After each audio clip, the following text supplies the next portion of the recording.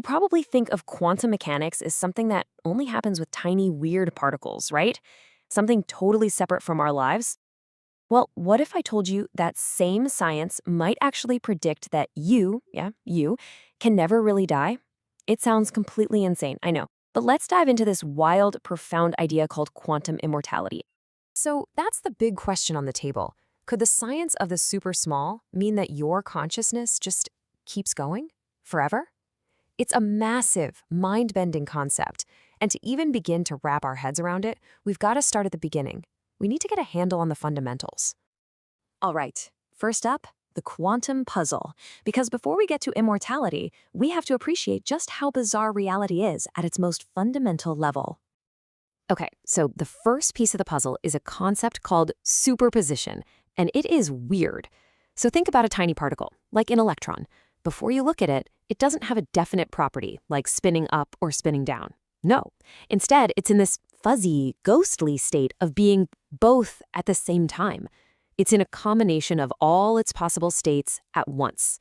It only snaps into one reality, one state, when we actually measure it. And there's no better way to see this in action than the famous double-slit experiment. It's a classic. You shoot single electrons at a screen with two slits. Now, if you're not watching, each electron behaves like a wave. It somehow goes through both slits at once and creates this wave-like interference pattern on the other side. But, and here's the crazy part, the moment you put a detector there to see which slit it goes through, poof, the wave is gone. The electron suddenly acts like a normal little ball, picks one slit, and the interference pattern vanishes. Just by looking, we seem to force reality to pick a side. Now, if your brain is starting to hurt a little, don't worry, you're in very good company. The legendary physicist Richard Feynman famously said, "I think I can safely say that nobody understands quantum mechanics." So yeah, this confusion is baked in. And this core mystery, what we call the measurement problem, is what physicists have been wrestling with for 100 years. So how do you solve a problem like measurement? Well, that brings us to our next section, which explores one of the most mind-blowing ideas in all of science: splitting into many worlds. Okay, so when it comes to that measurement problem, there are two main schools of thought. The standard view, the one you probably learned in school, is called the Copenhagen Interpretation. It says that when you measure that electron, its fuzzy wave of possibilities collapses, and it just randomly picks one state to be in. The other possibilities just disappear. But then there's the many worlds interpretation. This was proposed back in the 50s by a guy named Hugh Everett, and it's a game changer. He said the wave function never collapses. Instead, every single possible outcome happens. It's just that each one happens in its own separate branching off universe. The first thing everyone says is, okay, but I don't feel like I'm splitting into a million versions of myself every second. And that's fair. The many worlds answer for this is something called decoherence. The idea is that in a big, complicated system like our world, all those quantum waves get tangled up with the environment really, really fast. This effectively scrambles them and causes the different branches of reality to split off cleanly, becoming totally separate and unable to interact with each other. They become their own distinct worlds. There's a great story about Hugh Everett himself. Someone challenged him, saying, "I don't feel myself splitting." And Everett supposedly shot back, "Do you feel yourself orbiting the sun at 30 kilometers per second? And the guy had to admit, touché. The point is brilliant, right? Our personal feelings are a terrible guide for the fundamental laws of physics. We don't feel the Earth hurtling through space, but it is. And maybe we don't feel the universe branching, but it is. All right, so if we accept this idea of branching universes, it leads to a thought experiment that is, well, it's deeply unsettling. And this is where the whole immortality thing really comes into play. Welcome to the quantum suicide game. Okay, get ready. Imagine you're in a room with a gun pointed at your head. But this isn't a normal gun. It's hooked up to a quantum measurement. Each second, the device measures it. If the outcome is A, the gun clicks harmlessly. If it's B, the gun fires. It's a perfect 50-50 chance. Now, you pull the trigger. According to many worlds, the universe instantly splits into two branches. In branch A, the gun fires. You're dead. No more consciousness, no more experience. Game over. But in branch B, the gun clicks. You're alive. Now here's the key. Your consciousness, your awareness, can only continue in the branch where you're alive. So from your perspective, you will always, always, always, always find yourself in the reality where the gun just clicked. And this is what's so strange about it. Imagine you do this 10, 20, 100 times. You keep hearing click, click, click.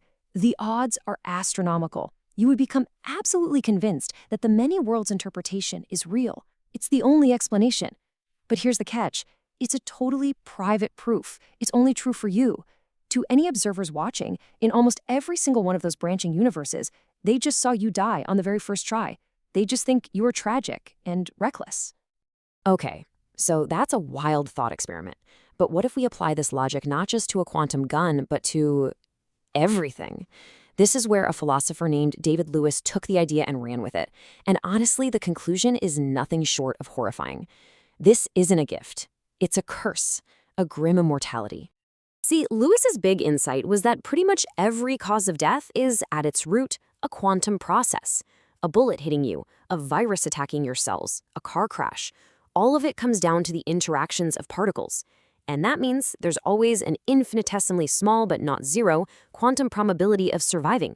Maybe all the atoms in the car just happen to quantum tunnel right through your body. It's ridiculously unlikely, but if many worlds is right, then any outcome that isn't impossible must happen in some branch.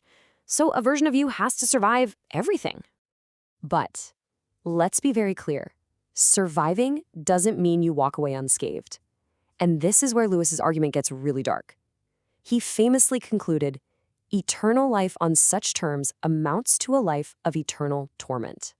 Think about what this would actually mean. You would survive every car crash, every disease, every fall, but you'd still get hurt. You'd still accumulate damage. You would have to watch everyone you've ever loved grow old and die.